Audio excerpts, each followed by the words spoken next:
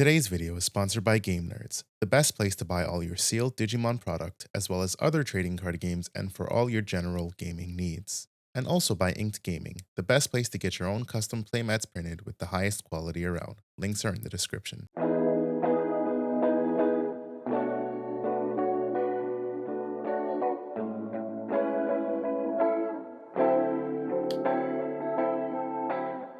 What's going on, Tamers? What was the pause? All right. Here we go. What's going on, Tamers? Welcome to DigiPod, the digital podcast. That was the sweet and sultry opening for those of you who love that sweet ASMR. Let's review, man. What is going on? Relax there, buddy. He creeping you out, man? Because he's creeping me out. Was it Ian? I can't remember who it was. I think Ian was like, yo, Barney, why you be speaking all sensual into the mic? I'm like, listen, it's that sweet podcaster voice, baby. When you put me on, you gotta know you're gonna get that DigiPod, baby. Anyways, if you're watching this video, you're gonna get that DigiPod, right? If you're watching this video, check out the sweet hat. Check out the sweet shirt, baby. We got the merch in. Mike and Dan's gonna be getting there soon. And we're gonna be sporting that merch. If y'all, this is the early video plug where we say y'all want that merch, go check out our shop. We've got some sweet stuff on there. This two-tone snapback, this nice classic shirt. Snap back to back, remember, right? Cool stuff. Snap back to back, baby. No, anyways, snapbacks are back. Snap back to back. Snap back, whack. Okay, this isn't the end of the podcast. This is the time stop. to be making all those stupid comments. I'm your boy Varney.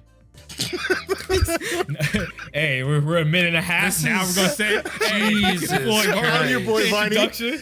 Today in the studio with my boys Mike and Dan. What's going on? Man, I don't even want to say anything at this moment. We need a new host. Hey, man. What's going on, fellas? Fellas. Fellers. Well, we've got EX-05 is fully unveiled. That's Yes, nice. sir. We've gotten, a little bit more tournament results in as tournaments are growing, but August is almost over. It's September. We're about to get the Ultimate Cup season. Yep. Lots First Ultimate of Cup good stuff. September 2nd? Yes, it's like September 2nd, and it's every other weekend, to my September knowledge. 16th next year. And then September 30th, yeah. So cool stuff. Take this part of the podcast to say, Bandai, monocolor format, sucks ass. Please stop the ulti cups now. I'm so over it. Me sitting here trying to be like, what should I play? I don't know what I want to play. Because I don't want to play any blue deck for the blue cup. Gosh. Anyways, let's talk about locals. Mike, what's going on? How's locals? Yeah, bro. My locals, I went 37-3. 37-3 this time? Not 37. Yeah, 37-3. No, I think he said like 50-0 last time. I took negative 43rd out of 394. So. Wow, that's a crazy number you're talking about. Sounds like that's not a local, so it sounds like you was in a regionals it was sick. or something. We were playing Imperial Shine Break Dramon. Oh, okay, all right. Oh, yeah, I know that deck. Yeah, the Break Dramon from the Break Dramon from like BT1 where it was like red. When it the one with piercing, it's right? actually it's really good. So you actually MDF into the it's super good. Yeah, you HPD into the MDF and then you ice wall and then you play the Tommy. It's sick. Yeah, he just thrown all the restricted cards into one deck. It's crazy. Yeah, no, it's really good. Yeah, you guys should check it out sometime. Sounds like if y'all didn't check out that Imperial deck profile, you should probably check out that Imperial deck profile. I recall seeing MDF in that one. Yeah, and HPD. And HPD. And Ice Wall. I definitely saw HPD and Ice Wall. And There Ice was Wall. an HPD and Ice Wall in there, yeah. You gotta play the one-ups.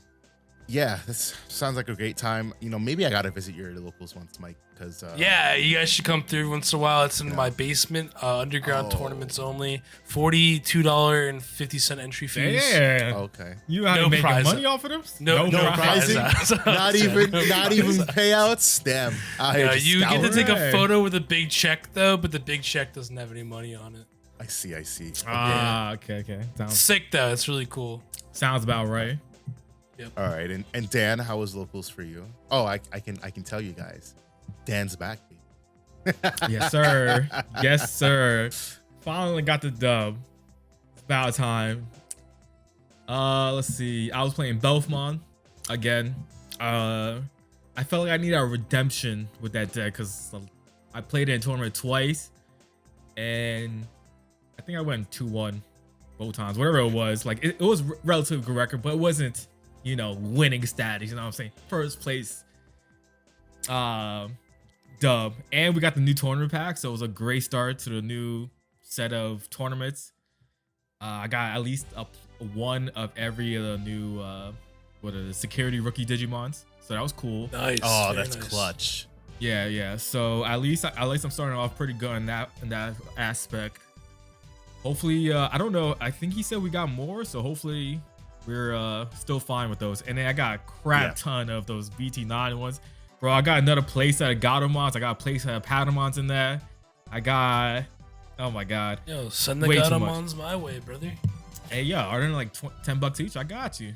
No, they're way cheaper. They're cheaper now, right?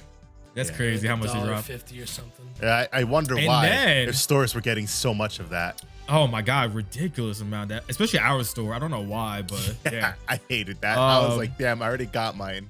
Yeah. And then we also get the new Royal Knights tournament pack, which comes with the new Ghost Game promos. So it's Gamamon, Angoramon, Jellymon, and then the other all art Psychmon with the cool background. Yeah, so, baby. I pulled the Angoramon, which is kind of cool. I'm looking into building that deck, so I'm like, all right. But I want to get the Gamamons. Those are money now. So that's definitely something I'll be trying to win. If this is that part of the podcast where we tell you guys if you're interested in playing the Gamamon deck, it's probably too late for some pieces, but if you haven't picked up anything, some of the old promos are money again. They're like 10 to 15, and you need 4 of them. Some of them. Yep. That new promo, you might need 4 of it too. Right now. The tournament pack one is he's like $8. Yeah. And then that deck comes out next month. Yeah. And they didn't it's gonna get hyped. any of that stuff. It's gonna get hyped. Definitely gonna be hyped because it's Gamamon. It's a Protect Digimon. It actually might be somewhat decent. Well, we don't know. It's a good deck. It's just the meta is just strong. Yes, so exactly. It's getting dubs. It's the same thing. It's the same thing with Jellymon. Jellymon looks like a solid deck, especially for the blue. The OTK potential. Again, nice. I think if we had gotten that set when we were supposed to, which was before BT13, I think. I don't remember. No, we were supposed to get it last year, January. Yeah, whenever we were supposed to originally get it. This year, January, yeah. Whenever we were supposed to originally get it, the decks would have been much better then. No, but like Gamamon's getting dubs right now in Japan. No, it's not a bad deck. I'm just saying they like, gotta remember it earlier. They're getting new support and they're getting ace cards, so all of the lines are doing decent now. Yeah, that new support is cracked for each deck. Yeah, and they got that like limited. What did they call it? LM, LB, LM. The weirdest set ever. It's like a 15 card set with like a cobblepot of cards. Yeah. I'm curious to see how we get that because that was like a weird promotion in Japan where like you had to like go to some event thing to like get them and stuff. So like I'm curious to see how they're gonna do that for us. Just so you guys know, there is a total of 1, 2, 3, 4, 5, 6, 7, 8 Gamamons by the time reprint booster comes out that you guys will have options of playing. And I can tell you that the searching one that you're getting in the reprint booster is a 4 of because, well, it's a searcher. Your promo plus 2K is probably, what would you say, 2 to 3? Depending how much other boosting is Probably 4 because 2K is always good. And then you have the attack unsuspended Digimon. That's probably like a 3 of, because the whole point of Gamamon is that it keeps inheriting its own effects. So being able to swing into unsuspended Digimon is always good. So you're probably going to play like 3 of that. Yeah, I mean, you play a lot. You play pretty much, you play 4 of the BT8, 4 of the promo with the boost and the inheritable, BT8 is 4 of the promo that has the on play and the one attacking, 4 of the searcher, basically. So you play 4 of them all, or not 4 of the. You don't have to play 4 of the one with the on play. You can play like 2 of that one, but the others are 4. If you don't have them, pick them up. Yep. It's too late, but pick them up if you want to play that. And the same thing with Thetis, and the same thing with Angoramon. Yeah, so, definitely. Yeah, good times for Dan. Glad to see him finally bring home a dub for himself on his redemption arc. Hey, rounds real quick, because I didn't talk about the rounds. Oh, yeah, round sorry, 1. Round 1, I played against the EX-03 Omnimon deck, the Ultra S. Okay. And game 1 was like mad epic for no reason. It was like really back and forth because like I didn't see my pieces that fast, and then he kind of got there faster than I could. So like I had to figure out how to stop his Ultra S, and then like I just kept Belfmont sleep moding him until I got the pieces I really needed. And so like I just kept recurring. Like I did calling just to grab 2 sleep modes and then get the darkness because I had 3 in trash. And then I was like, all right, we're gonna keep going until I get to where I need to. And then I ended up getting the dub. It was pretty hard, but Devimon blocker, clutch when you can just play it whenever you feel like on your opponent's turn. And that's what won me the game. Yep. Game 2 was a wash, easy 2-0. He bricked out, and then I just popped off. The deck did what the deck does best. Yeah. Round 2, I played against arguably its worst matchup, which is Mirage Galgamon. Won that 2-1. Game 1, I got stuck with 8 cards, and he just kept adding cards to my hand. Yep. Game 2 was when my Ogremon strategy came through clutch because I got stuck in that 7 to 8 range card range. Oh yeah, because you play him and he trashes a card, right? Yeah. So on opponent's play, opponent's turn, I played that Ogremon, kill a Galmon. So that's a free trash. So I'm negging, which is great. And then I also had the EX-01, which I evoed into Asta into sleep mode, and my Belfmon rage mode did not have the boost, so what I was using was the EX-01 inheritable. So its effect is you trash one when swinging, trash 1 card, gain 2k, not a once return effect. So I swung, killed something else, recursion of the Gizamons, and then swing. Now I'm at 16k, so he's not wanting to block or anything. Unsuspend, trash again. So like that combo with both of those Ogremons just kept like getting me to the point where I had 2 cards in hand. I'm like, yeah, baby, you ain't never gonna keeping me down, baby. You always want to have cards in your hand, but now you're like, nah, screw that. I got 2 cards in my hand. What you gonna do? And so at that point, it was like, oh, you're gonna have me draw cards? That's great, because now I'm gonna be staying within that 6 card range with no problem. Yeah. And then at that point, rage mode just popping off. Game 3, I don't remember. Oh, I had a little comeback. He had Mirage did his thing, and then I just blew it up, and then went out from board controlled, and then just killed him OTK'd. And then I played a Red Hybrid. I wasn't sure how the Red Hybrid was gonna be because they're so fast and aggro. Well, I just so happened to just get Belfmon ASAP and board control. It's like, all right, cool. We got Flamemons. Great. Guess what? My turn. They die. Oh, you have Emperor Greymon at the end of your turn. Effect of the Tamer. Kill your Emperor Greymon. I didn't even care if he recurred because it's like, all right, you're going to drop a Flamemon. That's going to die. You're going to drop a Tamer. I don't care about your Tamer because I'm going to negate all your attacks. And I'm at a point where he's just swinging with 1 check, with 1 Digimon, I should say. And I have negates.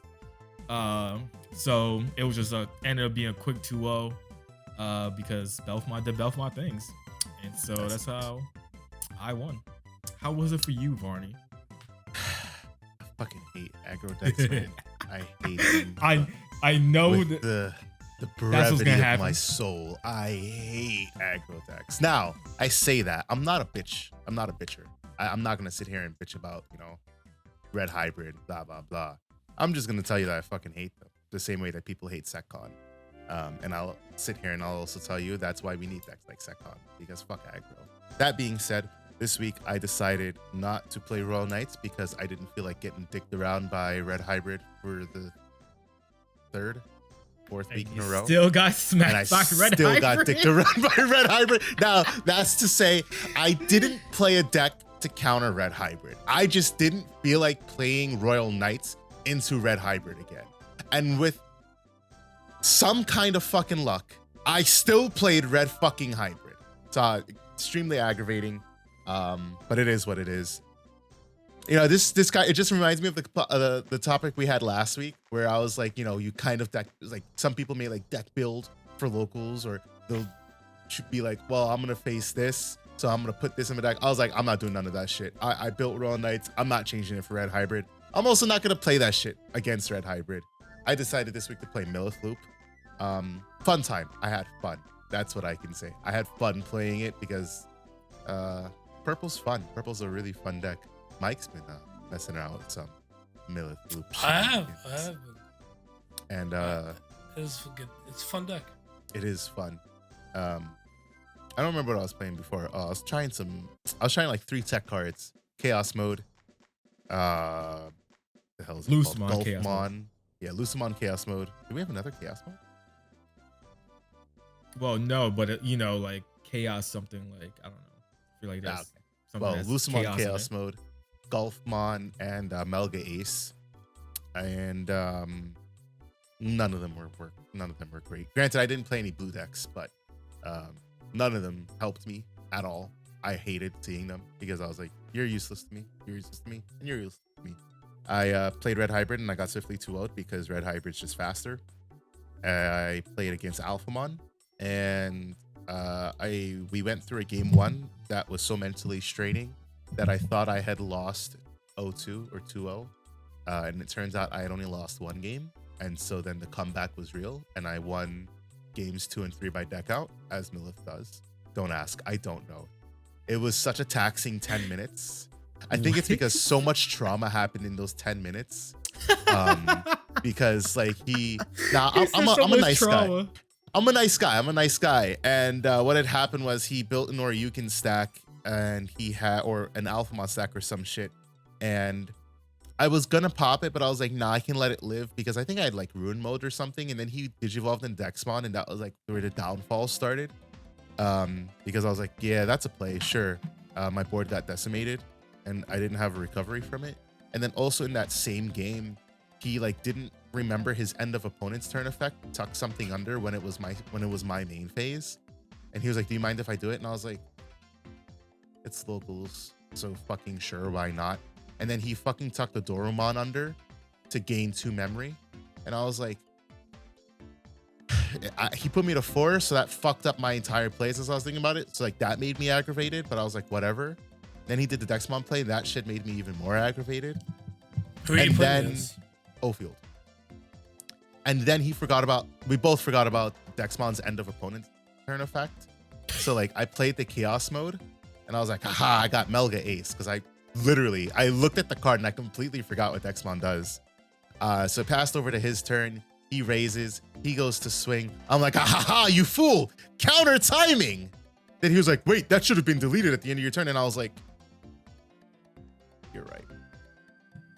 So like, it was a lot of trauma. So like, I swear I had lost the entire match. He was like, no, that was 1 game. And I was like, oh, okay. And then I came back and won 2 games by deck out. And then game 3 was against Jesmon. Swift 2-0 for me because he didn't like Jesmon GX turbo me, but also Ruin mode. He didn't see Genko X, which is good for me, but Ruin mode, board wipe, and I don't think I ever really milled him out. I really think I was just swinging at security more, because it's like he's fast, and so like my main thing was just like constantly trying to keep his board clear. because I don't want him to do anything. So, Ruin Mode is a great card. So yeah, that was that's a card that definitely F's up Jessamon, especially if you're able to like kill it that turn and just minus 10k to the board. Exactly. Which, to be fair, I never did. You just did a 5k each time. Which was because it was great because like he'd only ever have like less than 5k in raising, so you can't raise, and then you can't play any sister mons. You don't get the on plays, so it's nice. Like without Ganku X, it puts that deck at a threshold where I can essentially just constantly keep blocking him out a turn, which is effectively what happened. So speaking of that, I was listening to a podcast. So shout out to these guys, DMV Drakes. If you've never heard of them, they have their own tournament series. They have a podcast. They have a YouTube channel. Really cool guys. They just did a podcast with East ML, who we're always touting as like one of the best digitubers out there. And East was saying that in their current format, Ruin Mode is just so good. And that if you don't have a Ruin Mode, you should pick up Ruin Modes, because that for Japan was, because he plays in the Japanese meta, Ruin Mode was the first Japanese card to hit over the $100 US threshold. They've never had a card hit over 100 US. That's and crazy. That was the first card, which is, it is crazy because for us, we've never had a card hit that. The closest thing is Dexmon. I mean, I guess it depends on your time frame you're talking about. Are you talking about like regular or like yes. During that COVID time, we had a lot of 100+ cards, but Dex outside of that, Dex OR hit over 100. Dex was like 120. The Dex Alt-Art hit 120, but you could still get the regulars for like 70 to 80. It hadn't hit 100 yet. Oh, he was talking about like a regular Ruin Mode? I think he was talking about regular Ruin Mode. No way. Yeah, I know. It's crazy, right?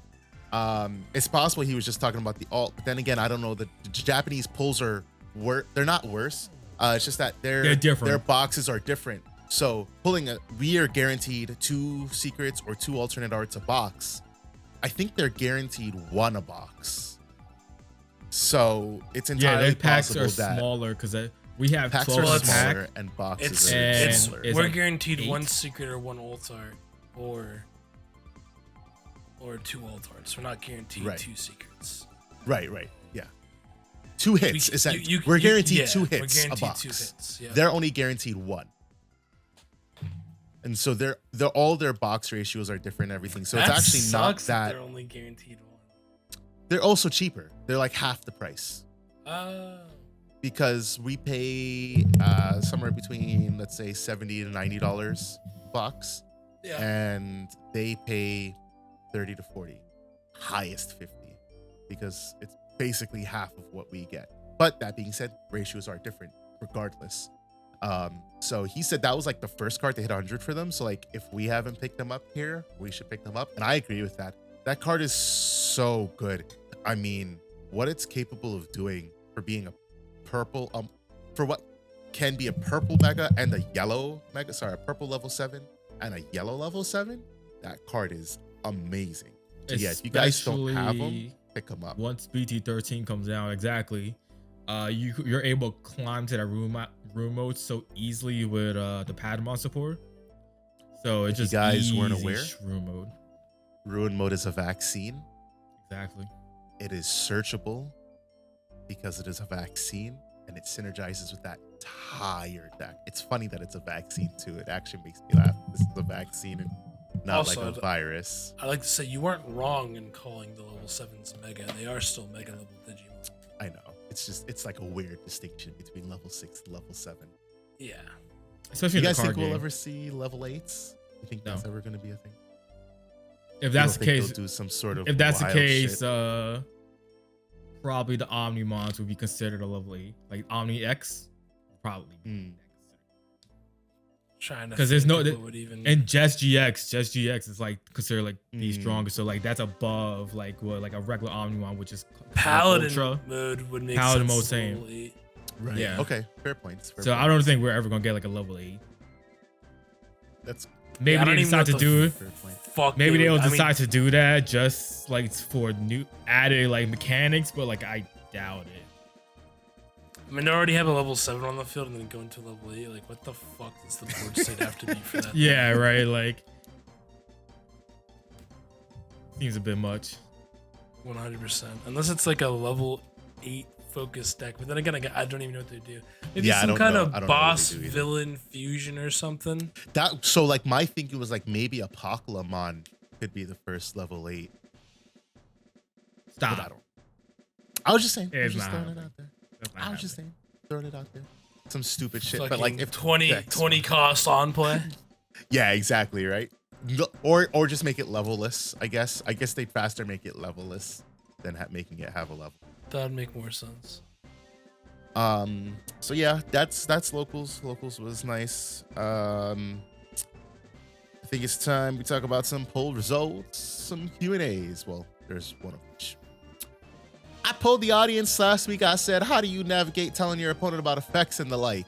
The audience said, if competitive, I tell them what they ask because I expect my opponent to do the same to me. Yep, exactly. You ask, is there a blocker?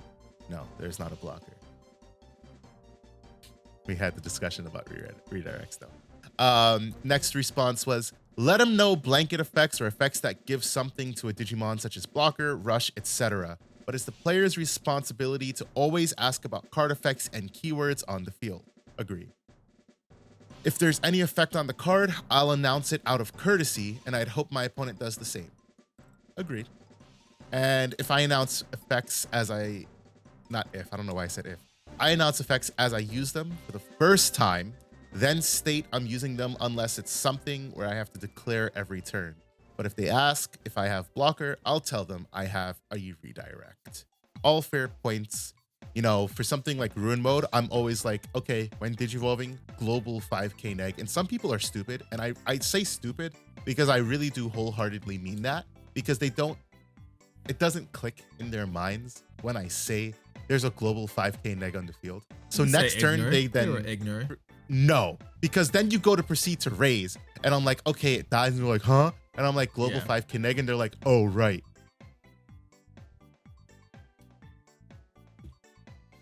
So, yeah, no, I meant what I said.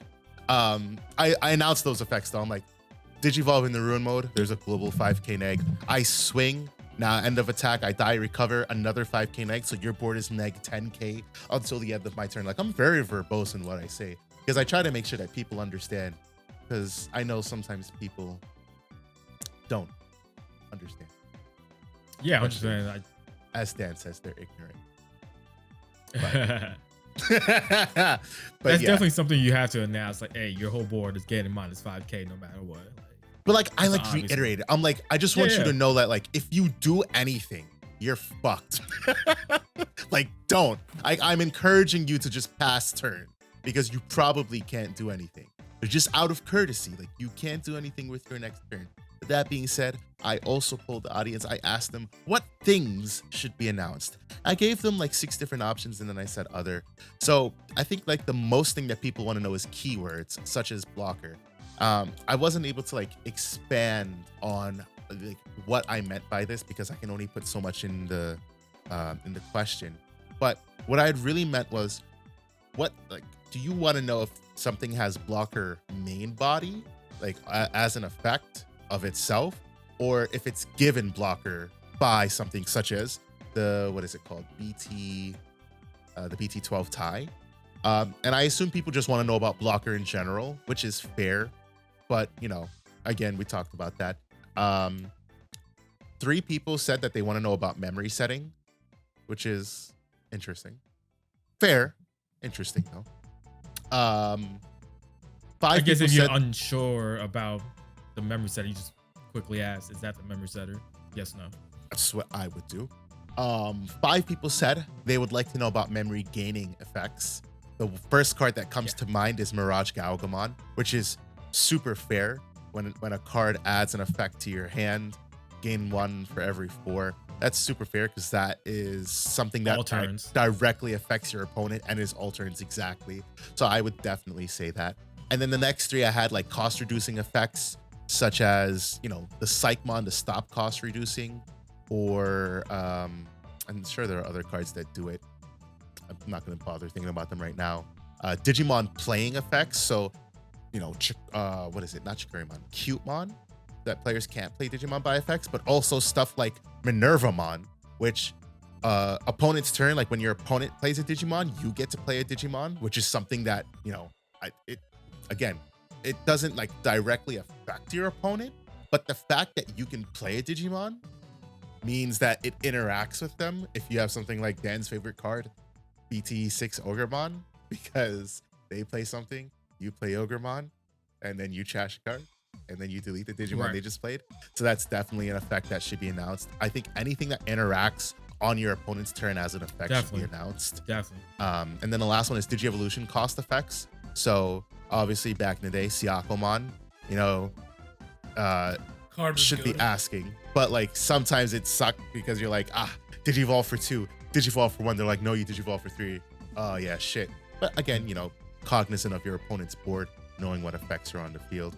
There are also things like the Inframon from EX-01 that says correct. When your opponent Digivolves into a level 5 or higher Digimon, gain a memory.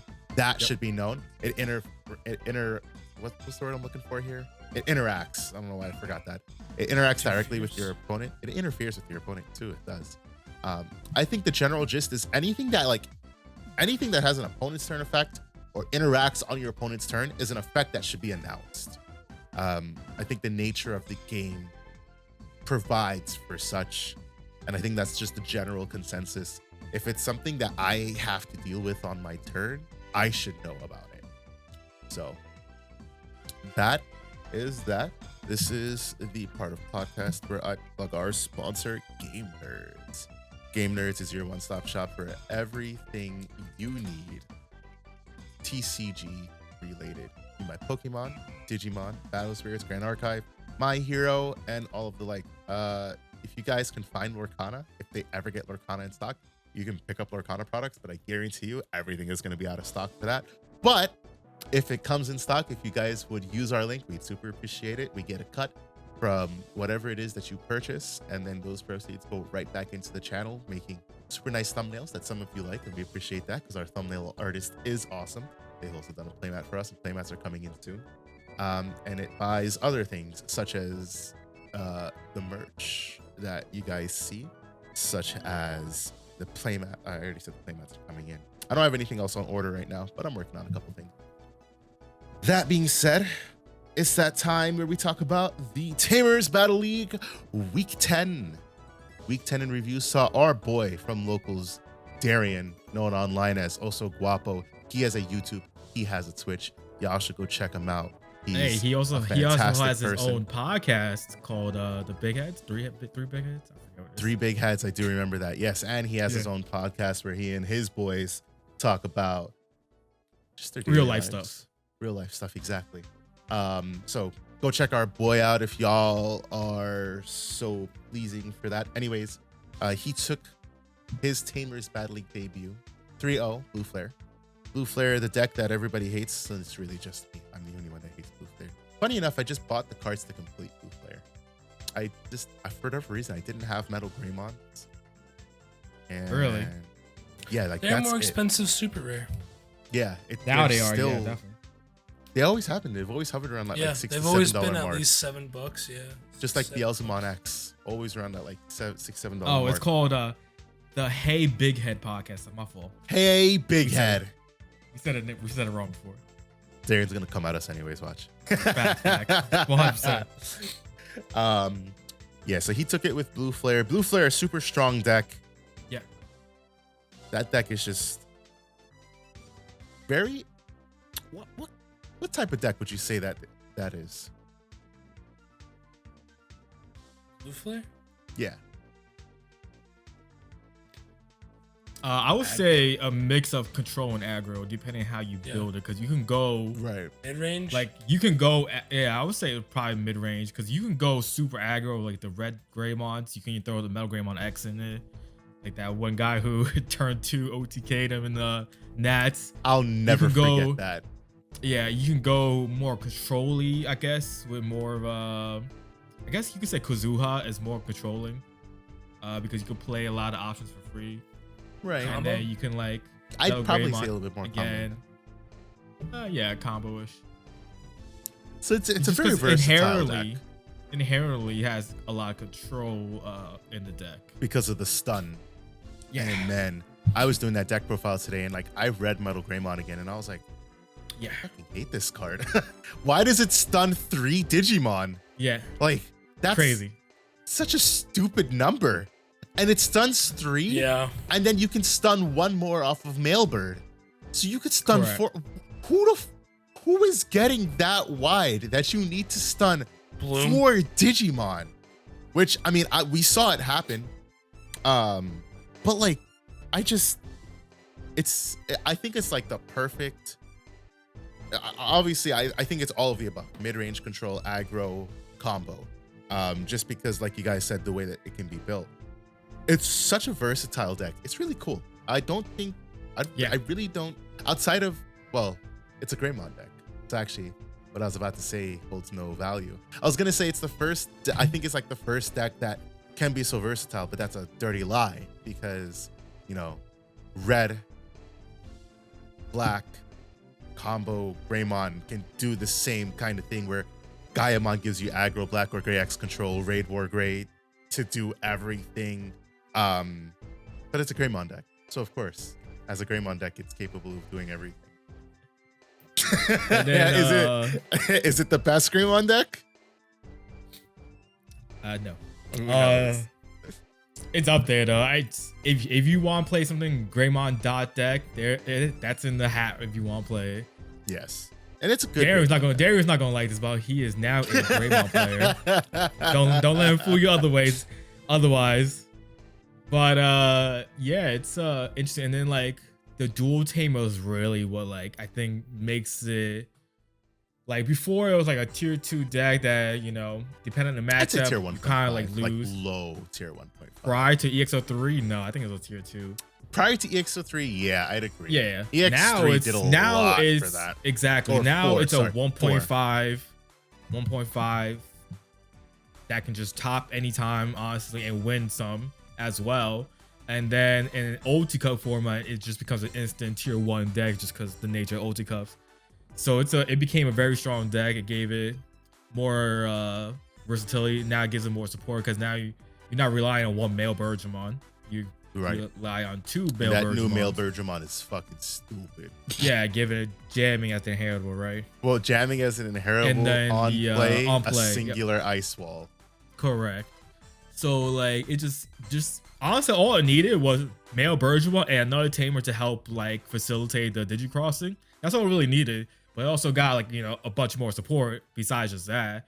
So it just got more consistent, easier to play. Like one blue memory boost was I forget what it was called. Blazing memory boost, the best card in the deck. That card is cracked. Yeah, it's just a very good deck now. Damn, that male Digimon effect against Melga is like haha GG.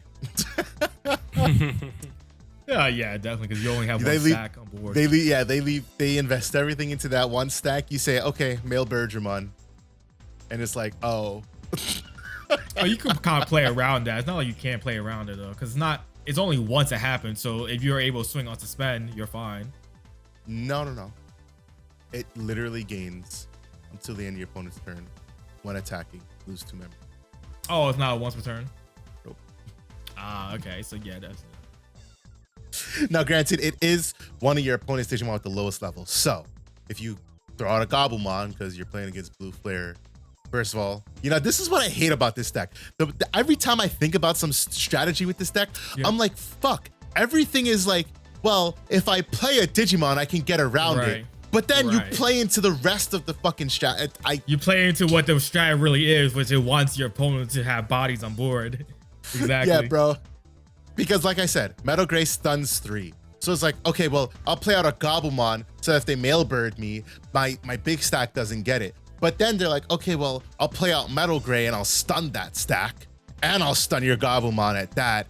And then you activate my Greymon inheritable on suspend. This deck is ridiculous. If you guys haven't seen the deck profile, it was just uploaded today. It's a really cool deck. I hate blue in this game, but it's still a really cool deck. Go check it out. Try it out for yourselves. Metal grades are somewhere between $7 to $10 right now. They're worth picking up. I think this deck is one of those evergreen decks. I don't know if it'll always get support, but a lot of what this deck does doesn't slow down. It plays its tamers for free because of Blazing Memory Boost and the male Birdramon.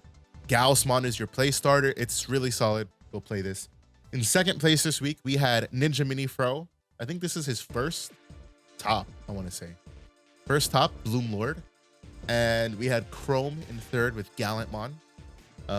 This is Chrome's second top, and with one of his other favorite decks in Gallantmon. So this week sees a little bit of movement in the rankings, not too much. We see Darien, also Guapo for those of y'all who don't know. He's up to 17th with his win. So if y'all want to get in, it is never too late, because he's in 17th with 10 points. Another win vaults him up to like a fight for like 8th to 9th place. Chrome is in a solid 5th place spot. Ninja jumped up 5 spots to 3rd with that top. You know, it's really solid. The only thing I'm gonna adjust going into season 2 is how many points our winners and toppers get, because like Adachi and Leppy are like running away with it. And rightfully so, because they're both very strong contenders. Adachi has like 3 wins and Leppy has 1 win and like almost 8 tops. The difference is exactly. So for those people who are lower, you need a top. That's all it is. No, you're not like, wrong. I would like to bring it together just a little bit more. But regardless, solid all around.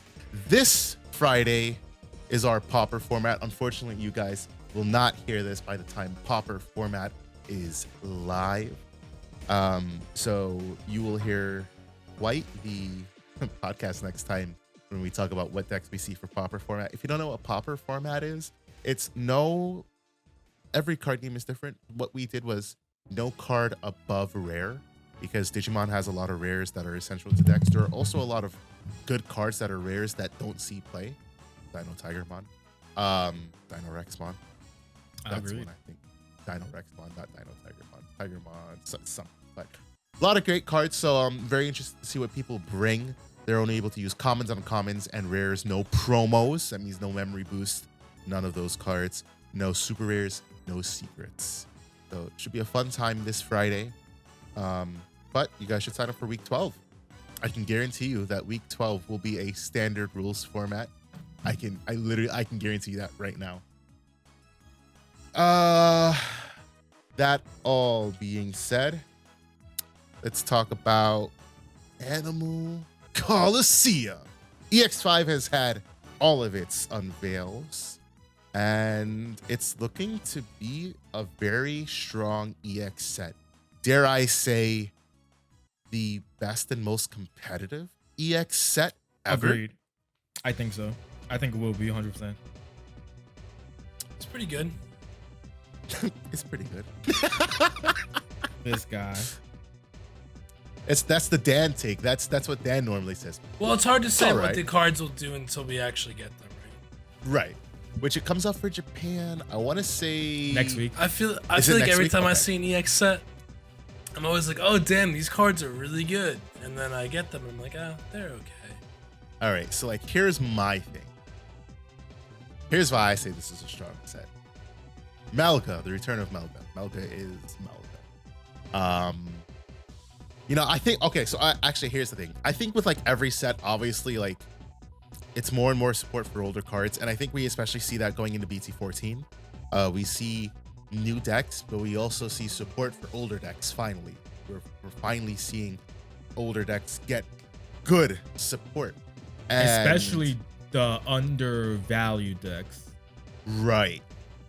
And so we're finally at a point where it's like, oh, cool, look, cards that support a deck, and wow, like that makes it really good. Like, for example, Metal Edamon is amazing. Godsend. It's literally, it's what that deck needed. That deck has been, like, Dan and Mike can speak more to this, but I look at that deck and I'm like, yeah, that's missing something. And I'm not saying Metal Edamon is that Yeah, it was missing a super but rare. it gets closer, considering right? that entire deck doesn't have that Yeah. super rares right now.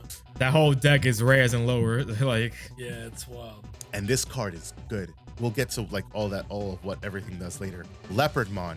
You know, we just got a Leopardmon in BT13 and Leopard mode, and now we get Leopardmon X, which is super good for the strat and what it's trying to do. Really weird black text on it, actually. We got the clarification on this. So it's weird, but this is wrong. So what you're looking at on DigimonCard.dev for both you, Mike, and the audience, that text is wrong.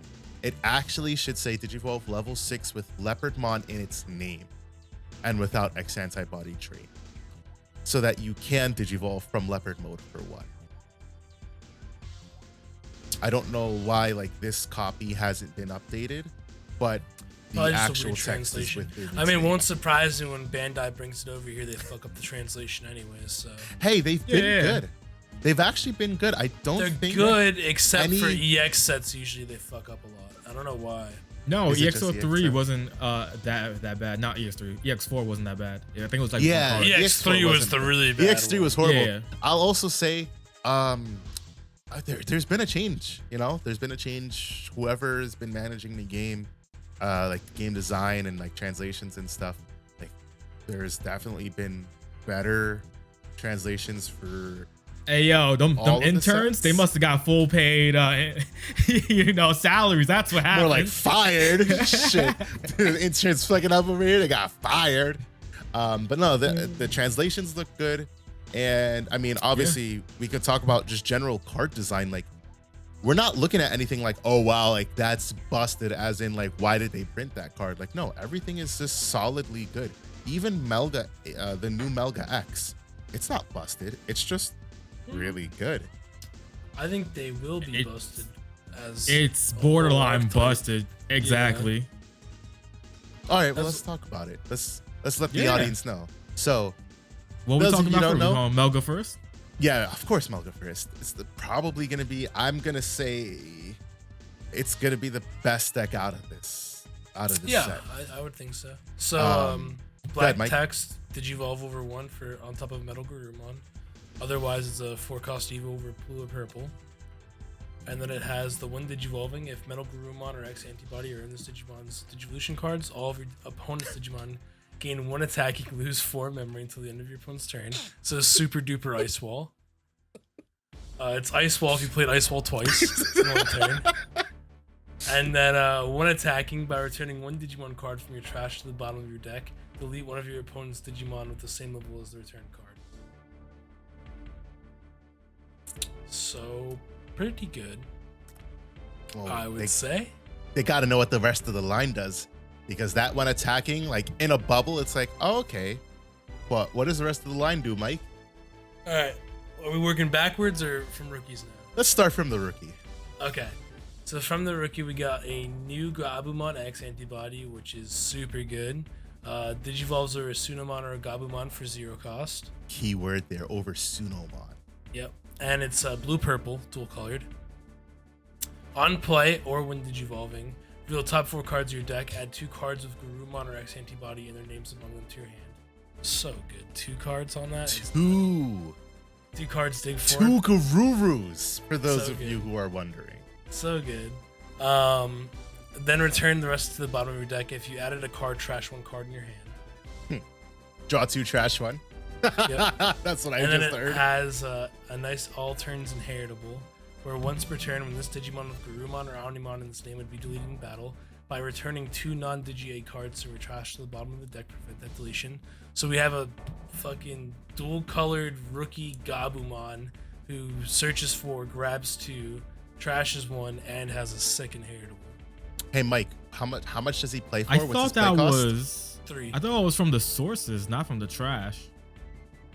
No, it's from the trash, Dan. Could have sworn when we first saw it was from the sources. Nope, it's from the trash. That's why I was saying I hope that the Garuru X didn't have that inheritable. Because this obviously, we'll get to it. Go ahead, Mike. Yeah. Garuru X. Garuru X, 3 cost over blue or purple. However, black text is 0 over a Garurumon. This is another blue-purple card. When Digivolving, draw 2, then trash 2 cards in your hand. If Garurumon or X antibodies in this Digimon's Digivolution cards, gain 1 memory. So you get the Digivolve for 0, draw 2, then trash 2, then gain a memory. Insane. And then Inheritable. When this Digimon with Garurumon or Omnimon in its name would be deleted in battle, by returning 2 non-Digi cards from your trash to the bottom of the deck to prevent that deletion. Once for the same thing as the Gabu. Yep. So pretty good, I would say. And then are we ready for the Where Garurumon now? Yeah, babe. Alright. Where Garuru, blue purple, cost 4 to Evo over level 4, black text, Digivolve 1 for Where Garuru. Thank so God. So not a 0 cost, Thank but you're gonna God. But really, I mean, if you're going for the combo, you're gonna gain I don't mind that though. Yeah, you're gonna gain the memory off. It's just I hated seeing Where Garuru X Digivolve for 0, pop a level 4 back to hand. Like that shit was fucking retarded. However, the when Digivolving, by trashing 2 cards in your hand, unsuspend this Digimon.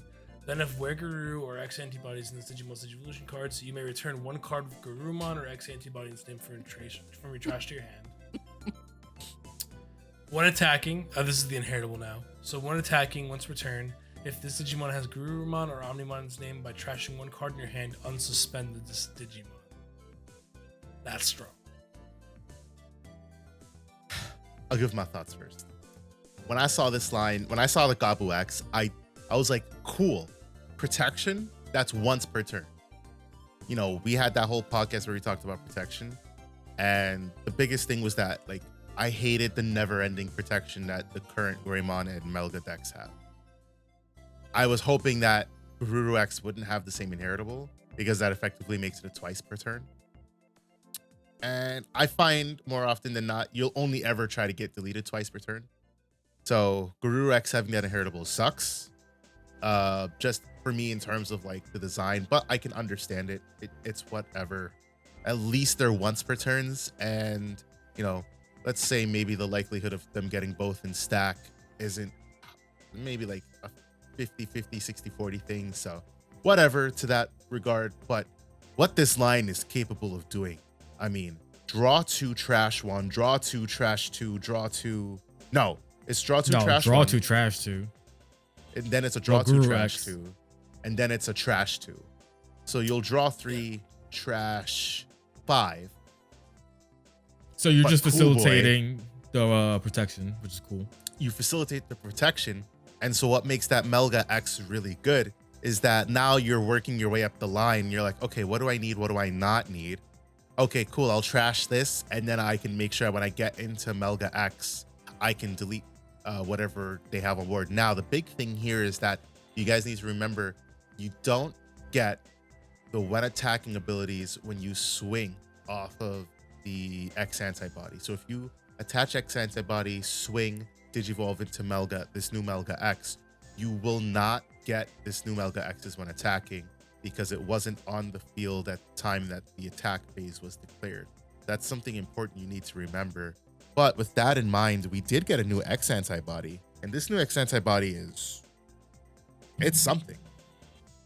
So this is obviously while you have a Digimon, you can use this card without meeting its color requirements. I said it's something. I didn't say it was good or bad. Security, add this card to your hand. Main, one of your Digimon without X antibody in its Digi-Evolution cards may Digivolve into a Digimon card with the X antibody trait in your hand, reducing the Digi-Evolution cost by 1. If you do place this card as the bottom Digi-Evolution card, it has a rule that treats this card as X antibody for all intents and purposes. And then the inherit is, when this Digimon would leave the battle area other than by your effect from this Digimon's Digi-Evolution cards, return 1 Digimon card to the hand and place 1 X antibody at the top of your security stack. That is not protection. That's what everybody thought it was for some reason. It damn sure would not cost 0 to give a stack protection. What it is it's recursion. So it lets you pull back something to your hand. You're like, damn, I need a rookie. Pull back that rookie, pull back your searcher, pull back your level 6. It doesn't matter what it is. It pulls back any Digimon card from its Digi-Evolution cards. So you can't pull back like Melga 8, Melga X if this dies, but you can pull back anything in your stack to start building up your next one. And it recycles itself because it places itself at the top of security. So it allows you. It places 1X antibody at the top of security. Right. So you could actually you could run the old X antibody and then place that at the top so that when they swing, they hit, you gain the memory. No, you can't. How would you have that stack? Is it just from this Digimon's Digimon? Oh, okay. Because you can't place 2X antibodies in turn the stack. one and place 1X antibody. Okay, I thought you could place it from the hand. No. Well, yeah, no, from this Digimon's Digivolution card. So you would place the proto form at the top of security. So it recurs itself, which is nice because like one of the biggest problems with X decks, an X deck with a problem, right? The wording of it's weird. You think it would just say then place this card? Why? Yeah, I don't really know why they worded it that way. Maybe it's just that's what threw me off. Thing. I thought at first it went to your hand or something, but no, it just says and place 1X antibody. I wonder why it just doesn't say place this card at the top. Maybe it's a fan translation thing. I'm not sure. Our fan translations are almost pretty good, but yeah, it is weird. It wouldn't just say place this card and it says place 1X antibody because there's no way to get 2 in the stack. Both of them prevent each other from being replaced. Now, with that in mind, maybe in the future? I did learn that there's more than like 1X antibody. So like this is the weaker one. Yeah, you're welcome. Yeah. This is the weaker one. Then you have the regular X antibody. Then there's like a super X antibody. So perhaps full power. Even then, though, the way the card is worded, you can't have the X antibody in the stack anyways. So it's well, if the super X antibody says place this card under a stack that has X antibody. Oh, so you like stack them. Then you'll have order. Protoform, and when it dies, or when it leaves the battle area, whatever, then you could put the super one on top of security, whatever the super one is. Like that's what I think this is for. I think it's a solid card. I just don't think every X antibody deck is gonna play it because like no shot. It's like an extender for some decks. Like I think the Garurumon deck can definitely use this. Especially like the new version because you're not doing the more aggro version obviously because promo was hit and thank God it's got hit with all the new support. Can you imagine? Yeah, it'd be correct. But like for example, they always draw it anyways, right? I think, yeah, right. Oh my God, I swear to God, they do. Well, especially now with the new searchers and the draw power from this deck. Yeah. So I think. Oh my goodness, I just thought about that card is going to be. Yeah, exactly. I think I think that's part of the reason why I hit it. They were like, they knew this was coming out. They're like, it's time. We need to put it out one, and rest is history. Anyways, I think the Protoform is going to be a good card, great card actually for Alphamon. I agree. Because it's another extender of gaining 1 memory or reduce by 1 memory. Reduce recursion. Exactly. Will we see like Black or Greymon or Greymon? Greymon dot decks, I should just say, not just Black or Greymon. I don't know. You know what I'm saying? Because of the way they used the original X antibody, you know what I'm saying? Like that's gonna be a questionable. Like that's something that we will have to like play test to figure out if it feels good or not. You know what I'm saying? I think that card. Let's say when Grandis was around, I think that would be a good card for Grandis. You know what I'm saying? And Melga same, and probably what other X antibody decks we have currently? There's Gallantmon. Gallantmon? Gallant doesn't. Gallant's weird because Gallant doesn't play its X line anymore because, to be honest, its X line is trash. It's just really Gallant X is the only great card, and War Growl X is a good card. Yeah, exactly. So, and then outside, let's say the Greymon decks, Alphamon decks, and then that's really it for the X antibodies anymore, just because they got kind of phased out or they got hit, right? Because Melga got hit, Grandis obviously, and so unless new X antibodies, Leopardmon X. I think that will work. I think that card would be great for Leopardmon X. This benefits Leopard X because it doesn't have an X line, but you can Digivolve into Leopard X for 3. Yeah, which is nice. I also think always great. Black base Agu or Black base Greymon decks benefit so greatly from this card. Think about it. What was your one issue? It prevents its removal by bottom decking the X antibody. I mean, yeah, the recursion. I don't know why. I just contradicted myself. Well, maybe because the Mel Greymon X, that one, the black one, cost 1 on Evo, so that would help it go to 0, and maybe at times that would or help. make it cost 3.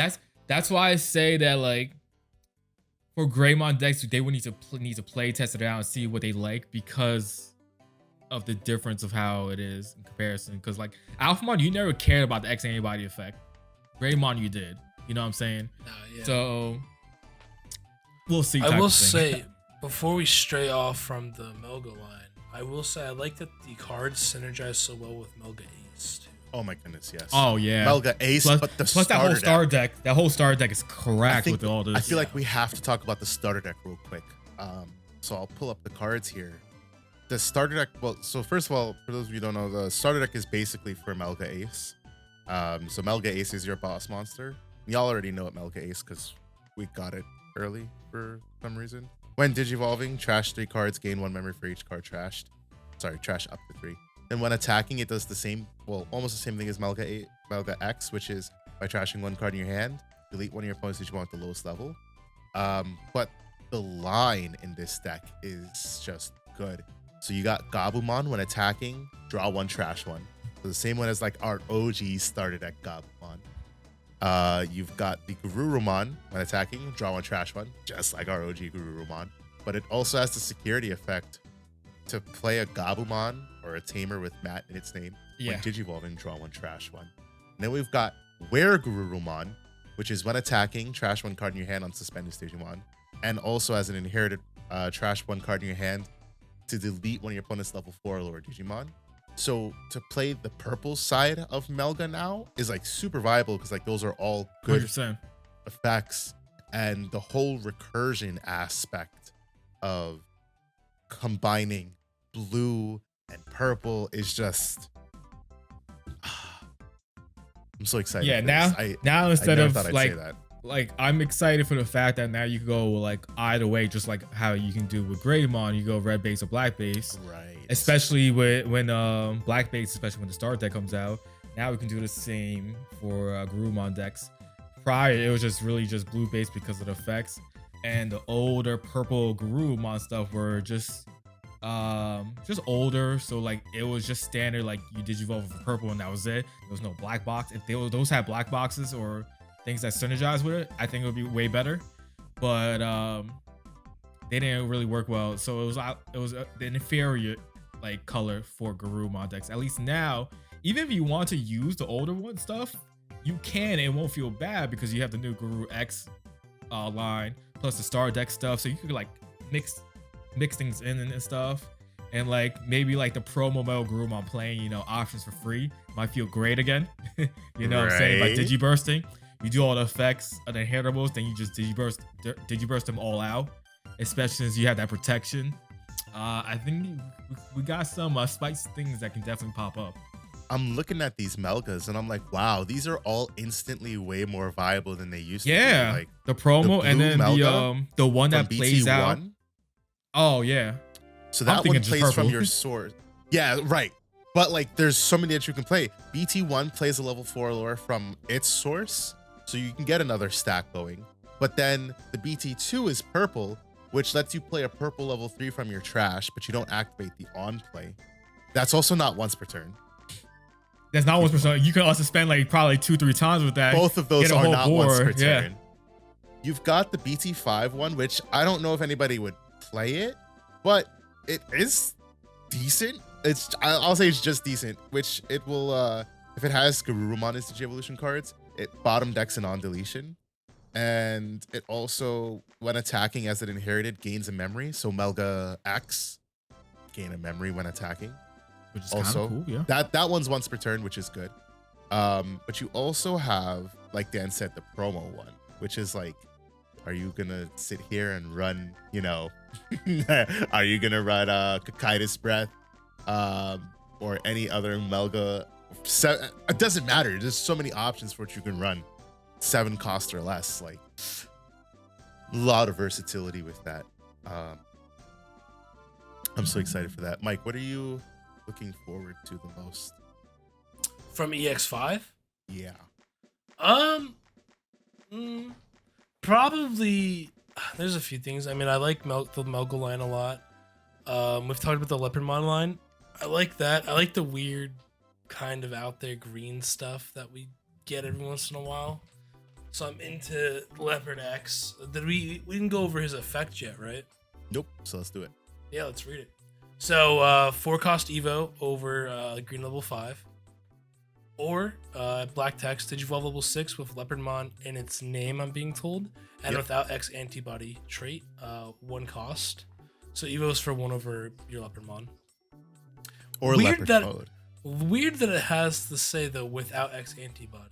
Because if you didn't, you could Digivolve Leopard X over Leopard X. Oh. because there's Leopard mode, that's why they have to say that. Because now you can go Leopardmon, Leopard mode, Leopard X, but then you why can't not just go into say another Leopard X. level 6 with Leopardmon or with Leopard mode? Because maybe they'll give us something that's not just Leopardmon or Leopard mode. I guess so. Anyways, when Digivolving or main, once per turn, you may play 1 green Digimon card from your hand for the cost. When it would be played by this effect, reduce the play cost by 4. If a card with Leopardmon in its name or X antibodies in this Digimon's Digivolution cards, further reduce it by 1. 3. 3, my bad. In my head, I was thinking reduce the play cost by 4 and then reduce it by 3. So, you know, but yeah, you reduce it by basically 7 then, which is free ultimates, baby. So crazy. So crazy. Your turn, once per turn, when you play Digimon card, you may return one of your opponent's Digimon with 5k DP or less to the hand. For each of your other Digimon, add 3,000 to the maximum DP of the Digimon you may choose in this effect. Easy peasy. You can bounce methods. Yeah. Like it's with this deck, it's gonna be so easy to get 3 Digimon on board and bounce the 11k or less. I'm interested to see how it performs. I see a lot of people hyping it up like crazy right now. I don't know how good it will be, but I am excited to see it. Likewise. I mean, Dan loves it, I love it. Mihiramon is such a goated level 5 for this deck, which is on play. Suspend one of your opponent's Digimon with 7k DP or less. Then until the end of your opponent's turn, one of your opponent's Digimon doesn't unsuspend. That's from BT13, and that's generally accepted to be the Leopardmon line ultimate. And then it also has the inheritable once per turn when this Digimon with Digivolve reduces the Digivolution cost by 1, meaning that free Leopard X, free it doesn't see itself for its effect when you Digivolve, unfortunately. But free Leopard mode, free Leopard X, just this card is great. I'm excited. I would say Leopard X is definitely one of the cards I'm looking forward to a lot. It doesn't really have a line in this set, but this set is also weird because of probably one of the most anticipated line. Generic beast support with all the Indomitable effects. So like you will see it like combined with the Indomitable stuff. We talk about how they doesn't like snubbed our boys Hawkmon and Garudamon by making them green instead of red.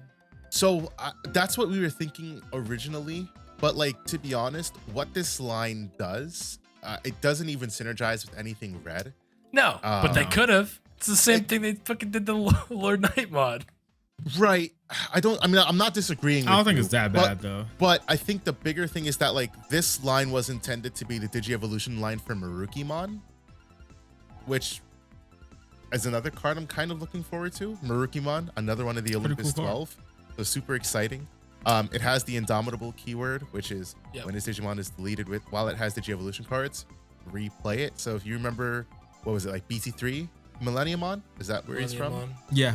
It's literally Millenniumon's effect, just as a keyword now. It's on play when Digivolving, reveal top card of your deck. If that card is level 5 or lower with Indomitable, play it without paying the memory cost, add the rest to your hand. So basically either play or add to hand. And then your turn, everything with Indomitable and no Digi-Evolution cards gain Rush. So it's a cool strat, but I think the intention was that this synergize. This is the Maruki Digi-Evolution line. That's why they didn't bother making it green-red. I like that, and I forget what the green eggs do for that right now, but we have 2, which is 2 green eggs, which is crazy. You can play no the yellow eggs from BT. It's because the way they did this set, it's a lot of the yellow. It's half green, half yellow. So I think that's why they did it in that way. I see. I like it. You could like probably get a little weird and play the Koromon from BT7, which is like one attacking, you reveal the top card of your deck and put it on the top or bottom. You can kind of stack it with the I like that. Yeah, possible. So like you could swing the Garudamon with Indomitable, and then if it dies, you just replay it. and then you digivolve into the Marukimon if you know you have a level 5 or you know what I mean. Yeah, you can get some stacks going with it. Yeah, I'm excited for Maruki, definitely. Fun little janky stuff. Exactly. I don't expect that to do anything big, but I also wouldn't be surprised if it steals a couple tops here and there.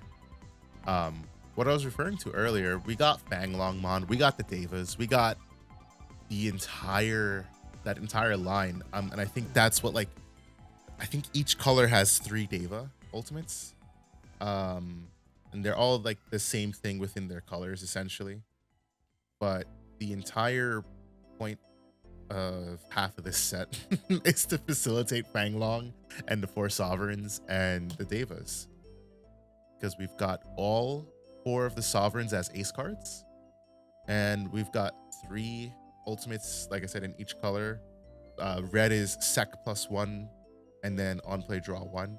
They also facilitate themselves from the breeding area, which is cool because it's like just something like weird. I don't know how, I have to see how this is gonna like play out, but like the way that these Devas facilitate themselves is essentially like you play them, they're heavy cost to play obviously, but it's kind of like Mega Zoo in a way, Ultimate Zoo.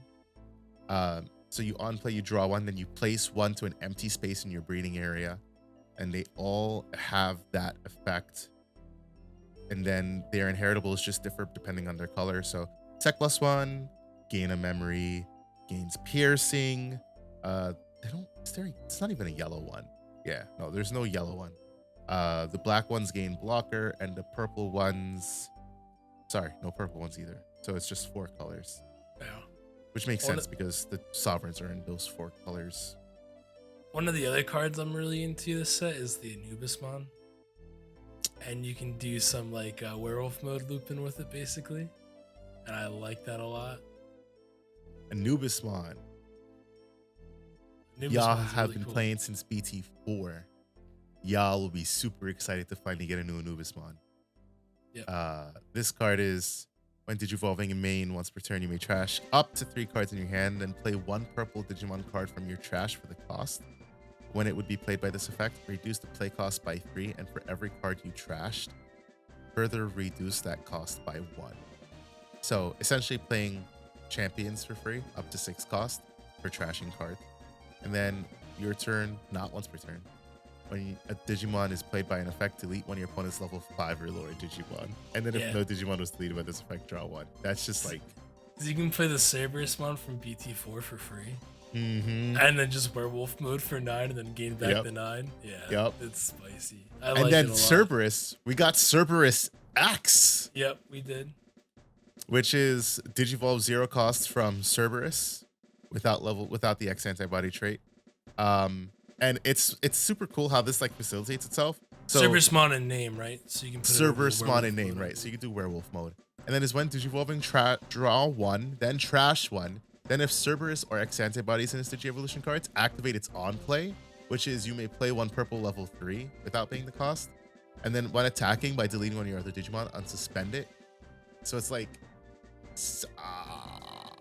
that like generic purple, like just whatever it's good shenanigans. Like I'm sure Lilith is gonna do some stupid shit with this. Are we gonna see like Lilith OTK come back again? Some kind of stupid wild shenanigans with that. Definitely some good theory crafting with it. That's for sure.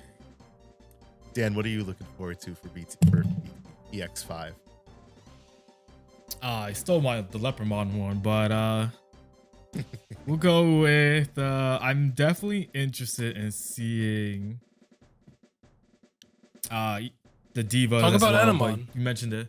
Yeah, but that was the obvious one. So, but the non-obvious one. Expand on the Devas because I didn't expand on them. Well, you already did. They do what they do, and all of them are aces. So you just they're aces, but then there's Fanglong. What is Yeah.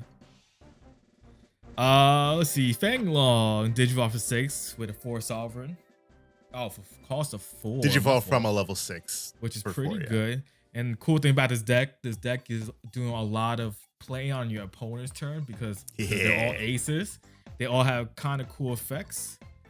So I think getting Fangalong is pretty easy. So effect on play when attacking by returning up to 4 cards with Diva or 4 Sovereigns trade from your trash at the bottom of the deck. For each card, return all your opponent's Digimon get minus 4k. So pretty easy to do probably in the deck. It might take a little bit, but I think the deck facilitates itself by, you know, getting to everything out as fast as possible. When attacking, for each of your Digimon with the 4 Sovereign trait, trash the top card of your opponent's security stack. Kind of crazy. So that can probably stack up real fast. And then all turns, Digimon isn't affected by the effects of your opponent's Digimon. Fanglong's busted, honestly. With that being said, and then it has a awesome option. Sovereign Ultimate Formation. Cost of 12. Sounds crazy, but it's not that bad. While you have a Digimon with Diva or 4 Sovereign trait, you may use this card, ignore its color requirements. When you would use this card for each card with the Diva or 4 Sovereigns trait and different name in your trash, reduce the cost by 1. Main, you may play 1 Digimon card with Fangalong's name from your hand without paying the cost. So immediately you're ready reducing it by 3, and then for each one you're just reducing that Fangalong play by 1 for each. So I think again the deck does so much draw on trash one. You're playing different. You have to just play different Devas off of each other, and so I think it easy facilitates it. You also have for 1 cost loyalty deeper than the sea. Yeah, man, they got so many cards in this set. It's crazy. While you have a Digimon with the Deva or 4 Sovereigns trait, you may use this card by ignoring color requirements. Main, reveal the top 3 cards of your deck. Place 1 card with the Deva or 4 Sovereigns trait as the bottom Digivolution card of one of your Digimon, or add 1 card with Deva or 4 Sovereign trait to your hand. Return the rest to the top or the bottom of your deck. So a 1-cost searcher basically to add stuff to your board. It's pretty good. It's pretty good. And then like he mentioned, Barney mentioned earlier, they all are ace, so which means that you can evo on your opponent's turn. So see what we got. We got Zulum on ace, right? Blast Digivolve, obviously, so it's free. On play when Digivolving, return one of your opponent's level 5 or lower Digimon to the hand. Then unsuspend one of your Digimon with the Deva for Great Dragons or for a Sovereign trait. On deletion, to delete one of your opponent's Digimon at the highest level. So it doesn't feel bad if this overflows. You know what I'm saying? Baby. You're taking something out with it, right? And cool thing is Azulon on Ace can be used in the 4 Great Dragons deck because he's a 4th Great Dragon. So that also do probably weird shenanigans. We'll see. Trial of the 4 Great Dragons. Play a Zulong, baby. Yeah, man. You also have, and then it deletes itself. And then it's like, okay, well, like you're gonna give up 4 members. Oh, that's gonna be bad. Oh my god, that's gonna be bad. Yeah, but 100%. You do get, at least you do get a deletion off of it. Right. You also got Zukalmon or I forget Flaming Bird Chicken. Yeah, that guy.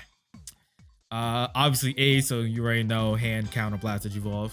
When Digivolving when attacking, once per turn, by deleted 1 Digimon is 6k or less, or the Deva trait. This Digimon gains second attack plus 1. Interesting. On deletion, it's weird. Delete one of your opponent's Digimon with the highest DP. So does that mean that you can delete something on your opponent's turn with 6k or a Deva trait? So that means that's your own Deva trait.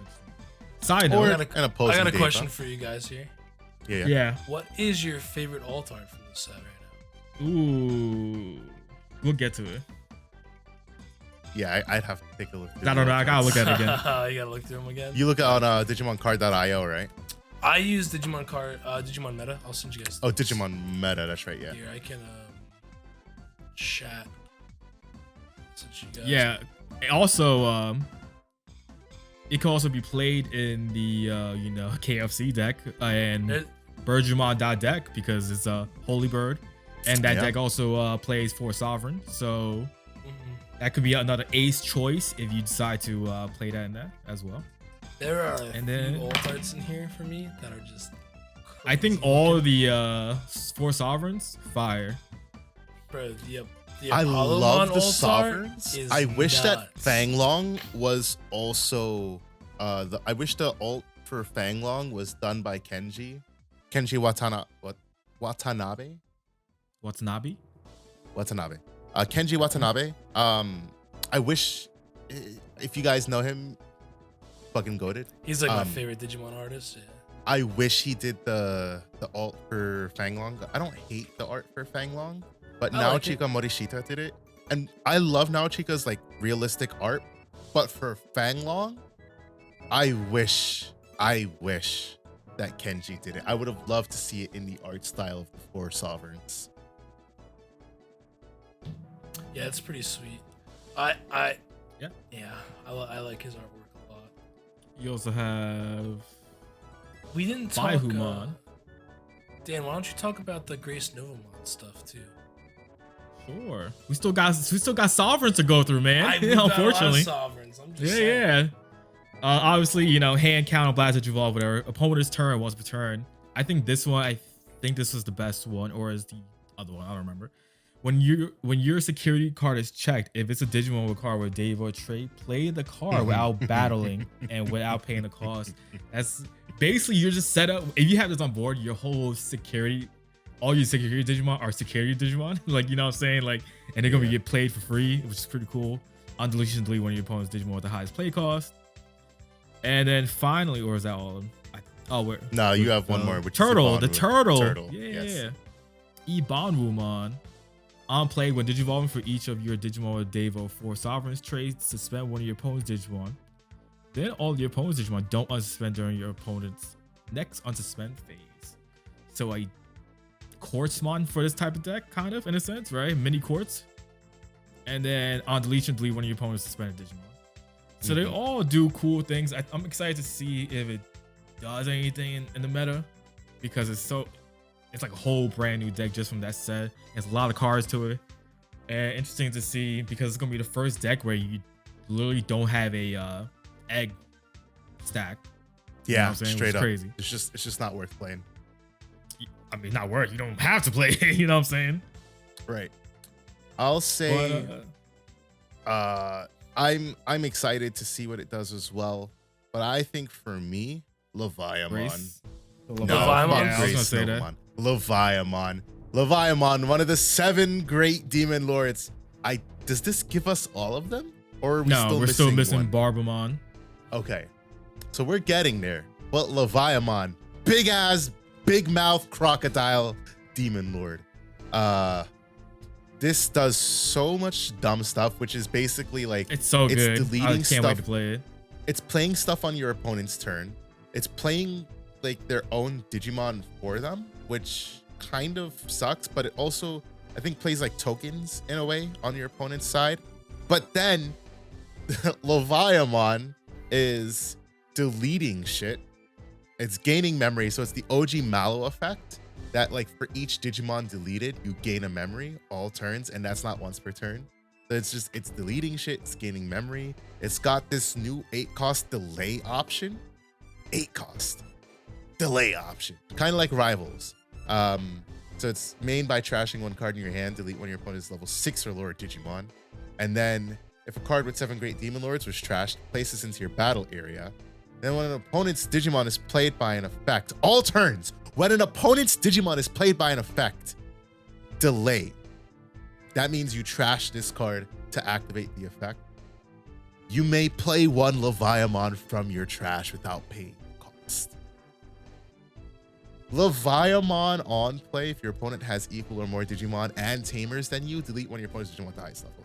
Then delete one of your opponent's Digimon with the lowest level. Hey, man. It's cracked. I love what they're doing with the demon lords, where they're making them very destruction oriented, and says like, we just had Belfmon, right? That main effect, delete everything level 5 or lower. Then you have the Kurata to delete level 6. Then you have Gift of Darkness, delete level 6 and up. You got Leviamon that's just like, I'm gonna kill your biggest thing and your smallest thing. You know what I'm saying? Like, I love what they're going with them. And then obviously we have the other ones that are like super good and busted, like Beelzemon and whatnot. You know what makes this even stupider? I'm reading Octomon. Octomon is on play with Digivolving. There are 4 or more Digimon. Just straight up. 4 or more Digimon in play total between you and your opponent. Play 1 Fujitsumon, which is all turns this Digimon can't unsuspend, and on deletion, trash 1 card in your hand. Play that token in your battle area, suspended without paying the cost, so you can't swing with this, essentially. And if there are 3 or less Digimon, though, play it in your opponent's battle area instead. So it gives you something for your opponent to delete. On deletion, they'll trash a card, and it makes them, it makes it in such a way where like you could play into the Dexmon strategy with this deck, which is like really stupid in its own way. And obviously it feeds right into Leviamon strat. Of course, definitely. And it's just like, we have the Dragomon too, which is the ultimate for Leviamon, which plays when your opponent's level 4 or lower is suspended. So it gives them one of their own Digimon, but it doesn't activate their on plays, which is good. It just gives you more for Leviamon to. I will say, I like that we're getting more Digimon that play tokens and stuff. I wish that Bandai would include them in the set. Like, as, I heavily agree. I forgot that Dragomon gets piercing as well. Yes, piercing is nice. And then all turns, when an opponent's Digimon is played by an effect, you may play one perfect Digimon at the level less than or equals to that Digimon from your trash. Do you play one of your opponent's Digimon, then you play your without paying the Digimon, cost, by the way. Without paying the cost. If Melga's gonna be I'm gonna say if Melga's gonna be the best deck in this set, Leviamon has the potential to be the second best deck in this set. I agree. It's a purple deck, and I think inherently being purple, you have access to all this great purple stuff. So many other cards, and it already does. Like, Octomon is good. It's not like phenomenal. It's just, it's a good card for the strat. It's not necessary to play necessarily. Dragomon is great for this strat. Leviamon and its delay option is doing just some really stupid shit. You can go the Cerberus route if you want to with this, because what Cerberus is capable of doing, it combos decently well with what Leviamon is doing, especially because Leviamon has Sec +1. Did I say that? Did I say Leviamon has Sec +1 on a main body? So with Cerberus, you know, play Cerberus, Digivolve Cerberus X, play a Digimon out, Digivolve into Leviamon. If somehow you keep turn or whatever, I'm sure you could do it. It's purple. Swing, Sec +1, unsuspend, delete the level 3 you played, swing again, Sec +1, 13k body. Yeah, I'd have to see what people end up building with it. I'd have to see. I don't know if it's possible, but I would love to throw Belfmon and Leviamon in together. I think it's doable, right? I think it's super doable, because I'm not saying like you have all the space in the world for Dex or for Belfmon, but considering what the delay option is capable of doing, you could easily just throw in the freaking delay option in Leviamon and just cut down like one of each on your Belfmon ratio. Yeah, it's very possible. And then there, we got 7 great Demon Lords deck, baby. Yeah, right. You know what I've noticed that nobody's mentioned? Which one? How about that pretty good Leomon support? Yeah, Leomon got some good support. It's become a really playable deck, in my opinion. Yeah. The problem with Leomon and its support is it's always on that like that's one of those decks that they're always like keeping it down, because they just gave us whatever card it was last set, or I think in BT14 that doesn't play into the strat, which would have been a super nice card to have. I think it was the Leomon, was it, or whatever level 5. I don't remember off the top of my head, but like looking at the cards here, like Kudamon's nice. The Leomon or Leomon that is also treated as Leomon, that one is super nice. Bancho Leomon is good. It's not like amazing or anything, but it's decent. I think Leomon's just gonna be the facilitator for other like megas right now. So, well, this Leomon can just digivolve into a one of those new ones like the Heavy Leo or Bancho Leo, which is pretty good. So Heavy Leomon, it's a solid card. It's a solid card right there, man. Indomitable is nice when digivolving on deletion. For de-digivolve is nice. Bottom decking something. It costs 5 to digivolve. It doesn't reduce play cost. I mean, okay, the Indomitable is nice. End of attack, return opponent's 4K or less bottom of the deck or unsuspend. I don't know. It's nice, but like I look at that and I'm like, that's probably gonna be like a Mega Gargomon level card from EX2, where it's like it looks really cool in theory and what if it's able to do, but I don't think it'll play out to anything, just because it costs 5 to digivolve. Yeah, but it does a lot for 5. I mean, Gaomon, for 4, Gaomon, but yeah, Gaomon's a 5 cost Evo, and you don't Gaomon care Gaomon has Blitz and de-digivolve and Sec +1 and Hey, I'm just saying.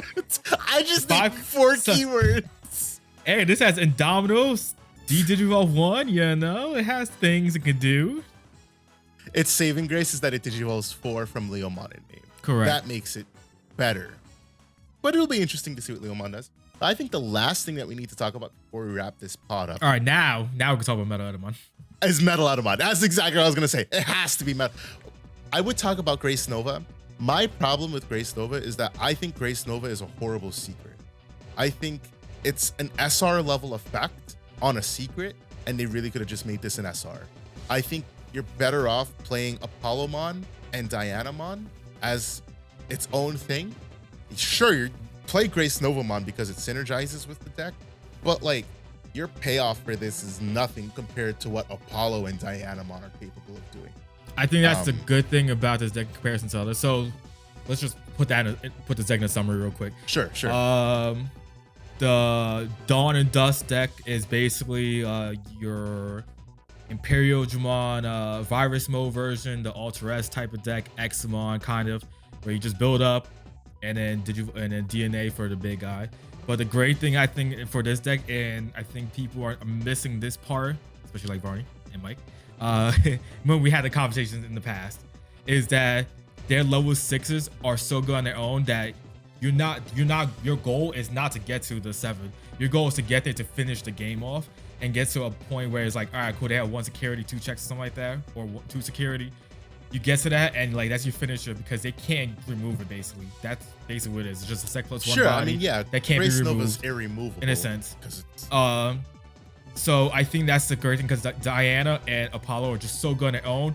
You're going to just do everything you need with those 2 and then do the DNA at the end. You don't have to DNA immediately like Ultra S, right? You kind of have to do that as soon as possible because of the way the deck is just inherently built. Same thing with the Virus Imperial and same thing with Imperial Dramon is worth because you need to get to that fire mode because if you're not, the deck is dead in comparison. And Examon is a little bit different because Slayer Dramon and Breaker Dramon are good on their own.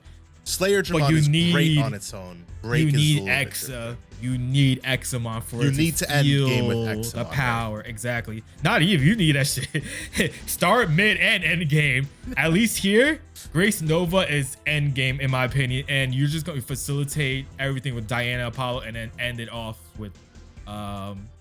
Right. Like so that was my point. It's good, but it's just not worthy of taking up a secret slot. Like they could have given us, Fangla or Leviamon. I don't know if I was Fanglong. They could have given us. Well, no, Fanglong has a ruin mode, doesn't it? Yeah, I was about to say they could have gave us the Fanglong ruin mode as well. Fanglong ruin mode, Leviamon ruin mode, or whatever. Like they could have given us those and really just made Grace Nova an SR. Because this is a secret that I'm like, fuck. Like this is pulling Darkness Bagramon for me. That's what this card is. I hated pulling Darkness Bagramon, and I'll hate pulling Grace Nova. This is just, it's not worthy of a secret slot. I agree. I think what the deck is capable of doing is super good. Apollo and Diana really facilitate their own game plans, but Grace Nova is a piss poor payoff of a secret. If you had made this an SR, I'd have been like, this card's an amazing SR, not an amazing secret. Last card, Metal Edamon. Finally gets an SR. And this card is goated, let me tell you. Digivolves 3 from Edamon or Sukamon in name, level 5, sorry. On play and when digivolving, because of course you can play this card off other Edamon support. Delete one of your opponent's Digimon or Teamers with a play cost of 3 or less. For each card with Edamon or Sukamon in their names in your trash, add 1 to the cost you may choose with this effect. You know how easy it is to just drop Sukas and Edamons and trash? It's so beautiful. Delete level 4 memory tamers. This deck gets such a good payoff for being able to digivolve 12k mega, and then opponent's turn, once per turn, when an opponent's Digimon attacks, by placing 1 card with Edamon or Sukamon in his name from your hand at the top of your security stack. You may change the attack target to this Digimon or the player. It's so beautiful. Just imagine this. Now imagine this. This Metal Edamon with King Edamon on board, you're locking your opponent because King Edamon is going to force you to block into a 12k, and then when it kills something, you're going to give something minus 3k or 4k plus second attack minus 1. Or you just like, all right, we're going to place that option that we're getting in BT Suka's Curse, baby. And be like, your force is swinging that, and I'm plussing now. You know what I'm saying? It's so good. Here's something else to think about. If you guys don't have your BT3 Edamons yet, pick them up. Scoop those up. Scoop those. You're gonna be able to. You can play the Metal Edamon from this for free off of his effect. Correct. Yeah, and I wonder if that's always why they've been kind of chill with their Metal Edamon stuff. I think so. Yeah. I've always thought that because like just being able to play an entire mega for free off that being deleted is crazy. Plus, it's Search is 5, so it's not that hard to miss. I mean, it whips sometimes. Dan has missed. Dan has missed. But if you think about it, like the chances of it happening, it should be good because you're searching 5 instead of like 3, 4 for some other effects that search top deck to like play something. I'm so excited. This is gonna be the card. Like I've been collecting my Suka and Edamon cards, but I haven't played it just because for me, it definitely was missing a good payoff. I was gonna start playing it when we get the reprint booster because of Shinmonzemon. Granted, it's a different deck, Edamon nor Sukamon, but it plays a little bit of it. But this card is gonna be the card that makes me play this deck because this card is phenomenal. And Mike, you asked earlier which alt art I like. It'd probably be Metal Edamon's alt art. Just because it's fire, and I didn't realize it, but it plays into what is it? BT6 Pile Volcanomons, Pile Volcanomon's regular art, which is Pile Volcanomon. Well, not bodying, but like he's punching Metal Edamon. He was fighting Metal Edamon, and now Metal Edamon out here fucking bodying Pile Volcanomon. But I don't think it's my favorite art of the set. I think. Well, how about just the regular art? Yo, the regular art. My man's is out here. He's holding a dead Magumon in his hand. He was like, I smacked this boy up with Woromon chilling in the background, and it looks like Platinum Sukamon as well. And he's sitting on it. Oh, it is Woromon he's sitting on. It's just so crazy. Like he's just like, I'm on my throne. I got Woromon chilling behind me, and then this Magumon. I would love an extended art of that. I know. Oh my god, yes. I've seen a lot of really good SR regular arts. This is definitely top 5 for me, no shot. I would love is amazing. Now for them to make like a Prince Magumon X or something, because there is one where he's smacking up Metal Edamon now just to continue the chain because it's funny as fuck. Yo, that's goated. Anyways, we're almost an hour 40 now, so we're gonna wrap it up on today's episode of DigiPod, the digital podcast. Parting words is make sure you pick up the cards that we told you to pick up. Go back, re-listen, pick up those Gamamons, pick up those Edamons. Listen, cards are not being printed anymore. Like anything, I would say from outside of this reprint booster, I think the reprint booster tells you that if there are cards that you need from BT1 all the way to BT5, pick up the reprint booster because those cards aren't being printed anymore. And I can assure you BT6, probably up to BT9, isn't being reprinted anymore. So as time goes on, make sure you guys are keeping an eye on any cards that you might need and pick them up because they're only going to get more expensive. That Edamon didn't get reprinted. So that rare Edamon from BT3, pick that up now because that card will skyrocket. You want to know something? Dorumon from BT7 is like a $5 rare. And that's from BT7. Crazy. That's just a rare, okay? So if there are cards you need to pick them up while you can before they get to, I mean, it's not unreasonable if you want to play the deck, but considering that it's a rare that you could have had for like $1, that's my parting words. Mike, Dan, anything? Oh yeah, that's... So all. That is it for today's episode of DigiPod, the digital podcast. Until we talk to you guys next time. Peace out. Peace. Catch y'all on the next one.